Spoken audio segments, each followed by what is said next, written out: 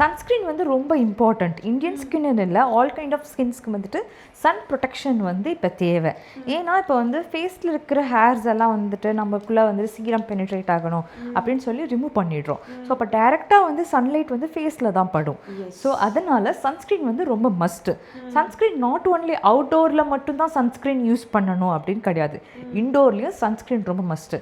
Because நம்ம phone use பண்ணுறோம், laptop use பண்ணுறோம், லைட்டில் இருக்கிறோம். இப்போ நீங்கள் மீடியாவில் இருக்கிறதுனால ஆல்வேஸ் உங்கள் லைட்டை சுற்றி தான் உங்கள் லைஃபே வந்து மூவ் ஆன் ஆகும். அப்போ என்ன ஆகும்னா லைட்டில் இருக்கிற ப்ளூ ரேஸ் அது கூட உங்கள் ஸ்கின்னை வந்து டேன் ஆக வைக்கும். ஸோ அதனால தான் வந்துட்டு சன்ஸ்க்ரீன் வந்து ரொம்ப மஸ்ட் அப்படின்னு வந்து நம்ம சொல்கிறோம். ஸோ பார்த்தீங்கன்னா இவ்வளோ ஹேர்ஸ் வந்துட்டு உங்கள் ஃபேஸில் இருந்திருக்கு. பட் விஷுவலாக வந்துட்டு நம்மளுக்கு இது தெரியாது, ஸ்கின் கலர் இருக்கும்.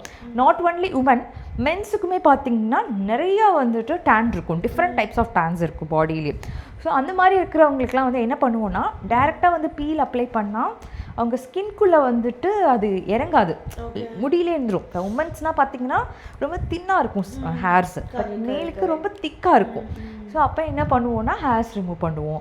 ஸோ ரிமூவ் பண்ணிவிட்டு விட்டுட்டா ரொம்ப ஃபாஸ்ட்டாக அது க்ரோத் ஆகும். ஸோ அதனால் லேசர் ஹேர் ரிடக்ஷன் கொடுத்துட்டு உங்களுக்கு பீல் போடுறப்ப ஸோ உங்களுக்கு வந்து டபுள் எஃபெக்ட்ஸ் இருக்கும். ஸ்கின்னும் ஸ்மூத்தராக இருக்கும் உங்களுக்கு, அண்ட் பீல் போட்டால் அந்த டேனும் நல்லா டிஃப்ரெண்ட் ஆகும்.